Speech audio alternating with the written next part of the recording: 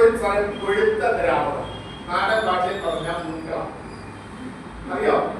കേട്ടിട്ടുണ്ടോ? ഏതാണ്ട് ഗ്ലൂക്കോസ് എന്നൊക്കെ പറയുന്ന ഏതാണ്ട് വലിയ സാധനമാണ് മൂത്രം. കഫം തലച്ചോറ് ഉൽപ്പാദിപ്പിക്കുന്ന സാധനം.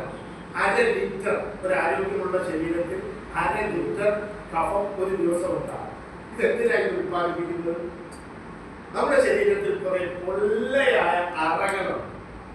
ഈ അറകളെ നനയ്ക്കാൻ വേണ്ടി, നനവ് നിലനിർത്താൻ വേണ്ടിയാണ് ഈ ദ്രാവകത്തെ ഉൽപ്പാദിപ്പിക്കുന്നത്. ഇത് ശരീരത്തിൽ നിന്ന് പുറത്തു പോകാതിരുന്നാൽ അസുഖം ഉണ്ടാവും. കഫം തന്നെ നെറ്റിയുടെ 2 വശത്തുള്ള ഫ്രോണ്ടൽ സൈനസ് എന്ന് പറയുന്ന പൊള്ളയായ 2 അറകൾ ഇവിടെയുള്ളൂ.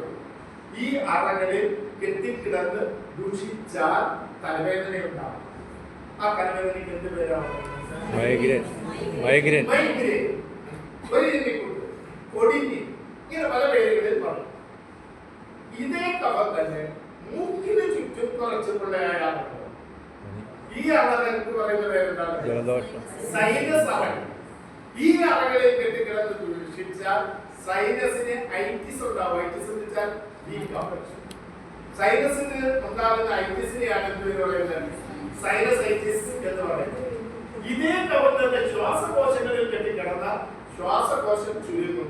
ആവശ്യത്തിന് ഓക്സിജൻ വലിച്ചെടുക്കാൻ പറ്റാതെ വരുമ്പോൾ ഒരാൾ ഈ രോഗത്തിന് എന്ത് പറയുന്നത്?